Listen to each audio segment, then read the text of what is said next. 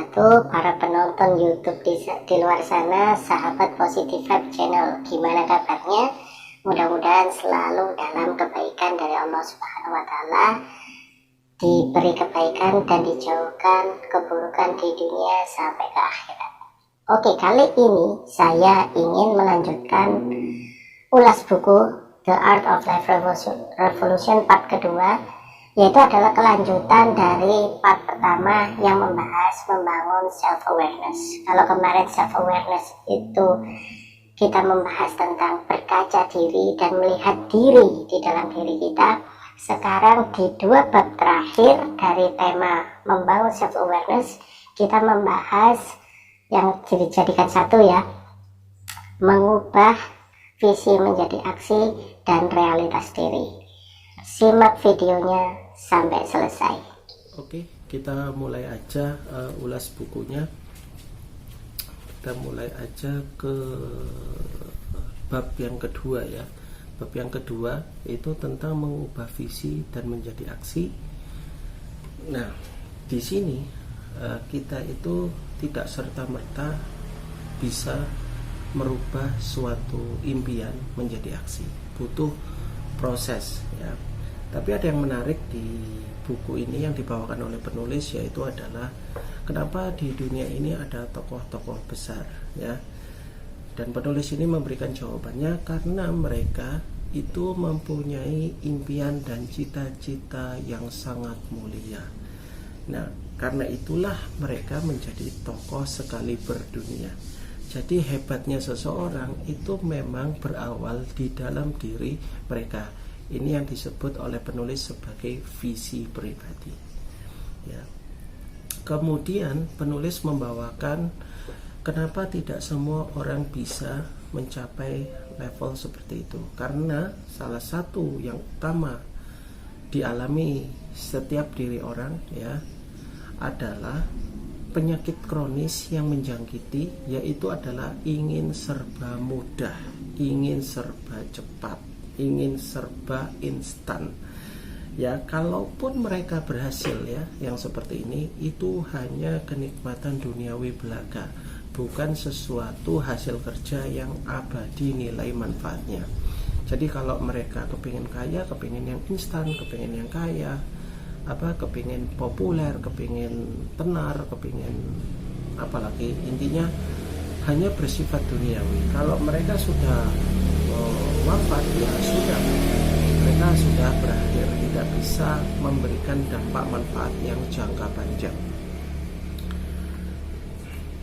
Ini kalau kata versi penulis disebut sebagai kesuksesan yang semu belaka. Nah, kemudian penulis itu membawakan bahwa visi pribadi di dalam diri kita itu mempunyai kekuatan yang besar. Sebagaimana di part sebelumnya bahwa kita harus berkaca pada diri kita, mencari apa yang dikehendaki Tuhan kepada diri kita masing-masing hidup di dunia ini.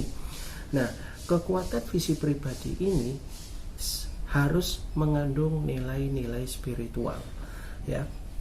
Seolah visi pribadi orang-orang itu sebenarnya sudah ada di dalam diri mereka, sudah diberikan Tuhan kepada mereka, tinggal butuh diakses, intinya seperti itu.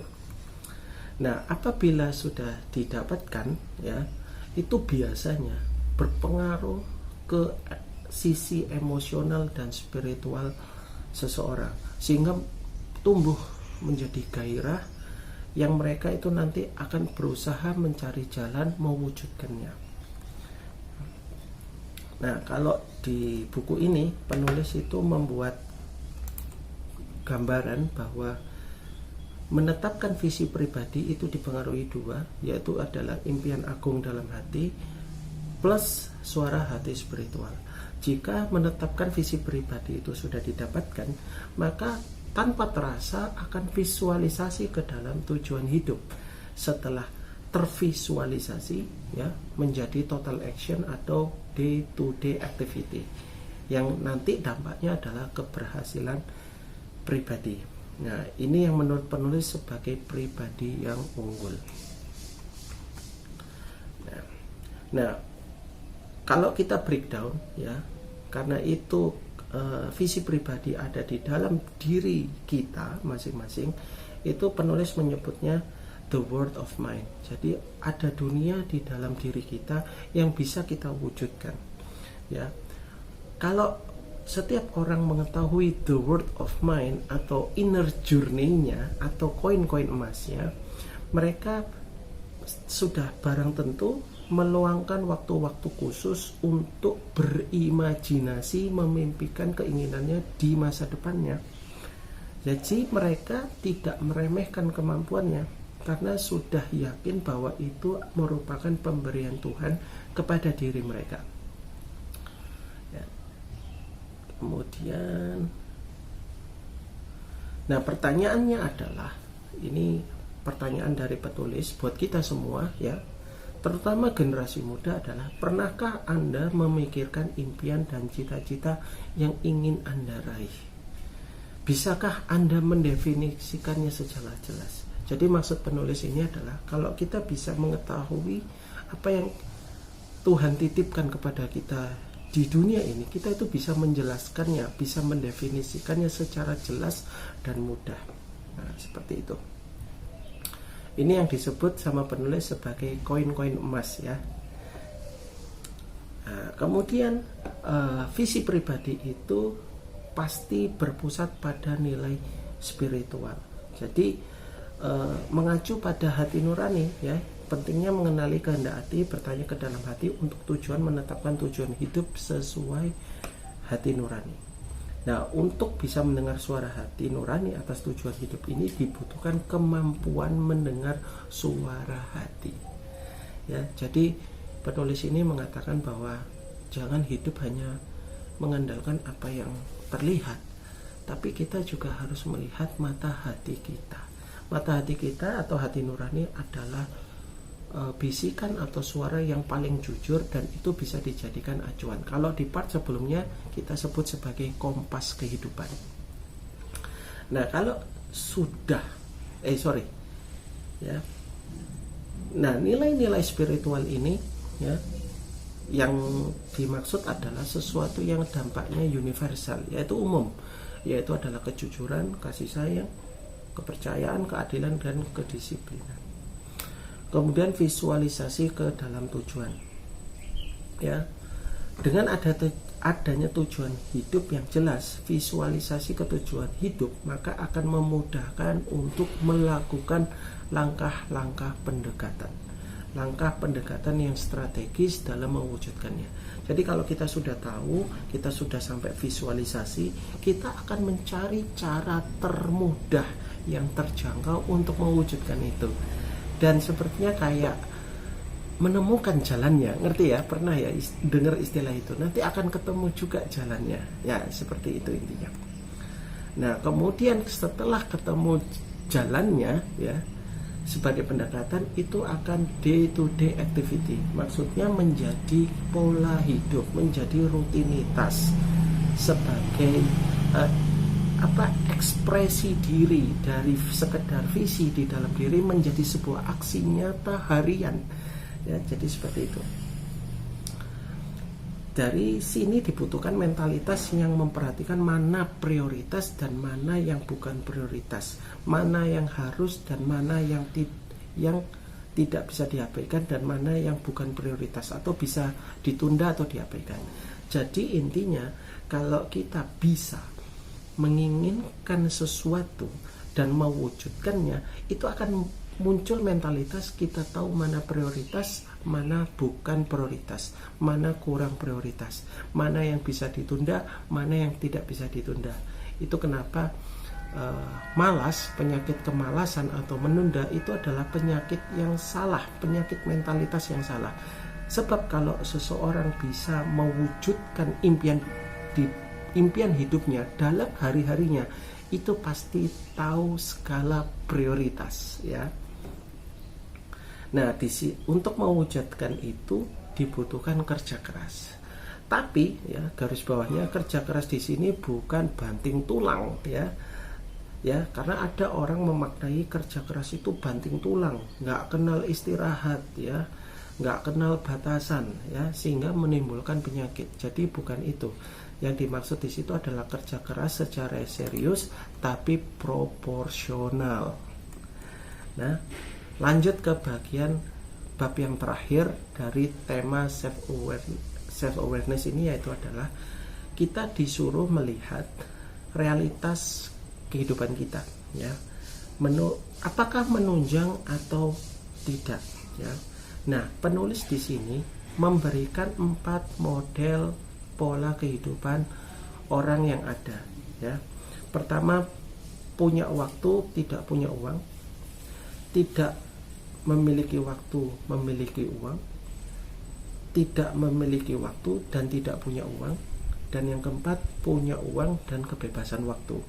Nah, kebanyakan orang itu kepengen yang nomor 4 ini, model ini, yaitu adalah bebas finansial, kaya raya, bisa apa aja, hidupnya nggak mikir beban tentang uang, tidak mikir tentang kewajiban bayar ya, pokoknya enteng, hidup mewah, seneng, tertawa ya, seperti itu.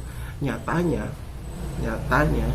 tidak semua orang seperti itu ya, karena Tuhan itu maha adil ya, ada yang diunggulkan, ada yang dibatasi atau disempitkan, dan itu semua menjadi ujian masing-masing ya, terutama bagi diri sendiri. Nah, penulis mengajarkan supaya kita itu bisa melihat kita itu ada di realitas mana gitu loh, realitas kehidupan yang mana, supaya menstimulus kita berubah menjadi lebih baik, naik level kehidupan kita. Nah, penulis di sini ada yang aku sangat suka, yaitu penulis mencantumkan menjelaskan tentang sunatullah ya, bahwa sunatullah ini berlaku umum kepada siapa saja, tidak peduli mereka, bahwa kalau seseorang mengharapkan perubahan hasil atau output, maka harus melakukan perubahan tindakan ya. Ini menarik ya, jadi perubahan hasil itu sama dengan perubahan tindakan. Jadi kalau A melakukan A, ya hasilnya A. Kalau B, ya hasilnya B. Tidak mungkin melakukan A hasilnya B ya. Kalau nanam jeruk yang didapat jeruk, nggak mungkin nanam jeruk dapatnya lombok gitu ya. Jadi yang penulis ingin tekankan adalah kita itu kalau merubah visi menjadi aksi, untuk merubah realitas kehidupan kita, naik level kehidupan kita, kita harus melakukan suatu perubahan tindakan baru walaupun sedikit sebagai rutinitas harian dan pola hidup kita. Tanpa melakukan perubahan tindakan itu nggak mungkin nggak mungkin adanya perubahan ya. Jadi contoh seperti sebuah produk, semua produk itu kan awalnya kan dari bahan baku, dari bahan mentah. Untuk menjadi produk kan nggak mungkin seketika kan gitu. Suatu produk bagaimanapun juga cepat atau lambat pasti melewati beberapa perbedaan perlakuan. Setiap perbedaan perlakuan itu pasti ada keberlakuan masanya. Jadi perlakuan 1 ada waktu yang dibutuhkan sekian lama, perlakuan 2 sekian lama, perlakuan 3 dan seterusnya sampai terjadi produk jadi. Artinya merubah sesuatu itu harus dengan tindakan, harus dengan perubahan baru, walaupun itu tampak sepele ya. Nah, penulis di sini yang terakhir ya, penulis di sini menyebutkan ada 4 komponen pendukung perubahan dalam diri kita. Pertama, aspek fisik ya, kemudian aspek mental, aspek emosional dan sosial, dan aspek spiritual atau nilai-nilai kehidupan. Di aspek fisik misalnya olahraga, manajemen stres, dan nutrisi. Maksudnya begini, kalau kita melakukan perubahan baru yang lebih baik bagi kehidupan kita, ya jangan malas olahragalah paling tidak 2-3 kali seminggu ya, secara rutin, secara serius. Kemudian aspek fisik juga manajemen stres. Maksudnya jangan dong kehidupan kita itu gampang stres. Kita harus bisa mengendalikan stres kita. Stres memang dibutuhkan, tapi stres yang berlebihan dan tidak pada tempatnya itu justru akan merusak kehidupan kita. Ya, kemudian nutrisi. Di sini penulis mengajarkan ya kalau kita mau berubah hidup kita, kualitas hidup kita, ya kita jangan makan dan minum sembarangan. Kita harus perhatikan apa yang kita makan dan apa yang kita minum sudah sesuai atau sudah sesuai kebutuhan atau tidak, kualitasnya bagaimana. Karena semua itu akan berpengaruh kepada kita secara fisik. Kemudian aspek mental, ya, sikap hidup dan antisipasi resiko. Jadi sikap mental itu kita salah satunya adalah kita harus punya sikap hidup kepada kehidupan kita sendiri, ya. Jangan sampai kita menyalahkan orang lain, apalagi pemerintah, ya, sehingga itu mewujudkan kehidupan yang tidak ada perubahan. Itu yang disebut nggak punya sikap hidup, ya. Kemudian antisipasi resiko, maksudnya jangan sampai kita itu melakukan sesuatu yang justru menimbulkan masalah baru, menimbulkan mudarat baru, ya. Kita harus memperhatikan keselamatan diri kita dan orang-orang terdekat kita dan lingkungan kita atau orang lain. Kemudian emosional, sosial, misalnya empati dan kerjasama, ya, karena kita itu makhluk sosial yang punya emosional, ya kita harus menampilkan perilaku-perilaku yang baik, ya, sehingga akan memberikan maslahat dan manfaat bukan hanya diri sendiri tapi orang lain, ya, misalnya kerjasama, membantu, menolong, empati, ya, mengenal batasan diri dan batasan orang lain, ya, seperti itu. Kemudian nilai aspek spiritual, yaitu tanggung jawab dan komitmen. Nah, di sini yang menarik adalah penulis ingin menggarisbawahi bahwa semua itu, ya, yang tadi dijelaskan tidak bisa datang begitu saja. Jadi kita harus melakukan proses yang namanya belajar, ya, pelatihan, pendidikan, baca buku dan mengembangkan pengalaman diri menurut penulis. Tapi menurut saya pribadi intinya cuma satu, kita harus banyak belajar dan sering latihan. Kenapa? Karena dengan banyak belajar dan sering latihan, tanpa terasa hidup kita akan menjadi lebih baik dan kita tanpa terasa juga akan menemukan jalannya kehidupan kita next level, gitu. Jadi itu adalah penjelasan dari dua bab terakhir dari tema membangun self awareness, ya. Mudah-mudahan bermanfaat, ya. Mohon maaf kalau agak terlalu cepat, ya. Jadi saya rangkum jadi membangun self awareness pertama yaitu adalah kita harus melihat diri kita terlebih dahulu. Apa yang Tuhan berikan kepada kita itu sebenarnya sudah ada, cuma kita harus meluangkan waktu dan memperbaiki dan menyingkirkan faktor-faktor pengganggunya. Setelah itu kita harus melakukan suatu tindakan walaupun itu kecil sebagai pola baru, ya, seperti itu. Kemudian kita mewujudkannya sebagai kebiasaan kita, ya, bahkan mungkin menjadi tabiat kita, perilaku kita, karakter kita. Nah, dengan begitu kita bisa berpotensi melakukan sebuah perubahan, ya, sehingga secara tidak langsung kita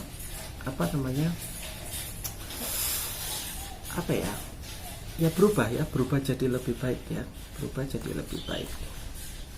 ya. Oke, kira-kira itu dulu, ya, cukup, ya. Mudah-mudahan bermanfaat, ya.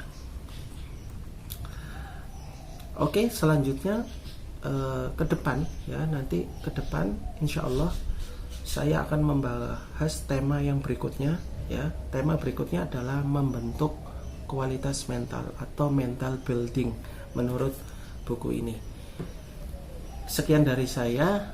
Wassalamualaikum warahmatullahi wabarakatuh. Jangan lupa menjadi orang yang selalu sehat dan berkualitas.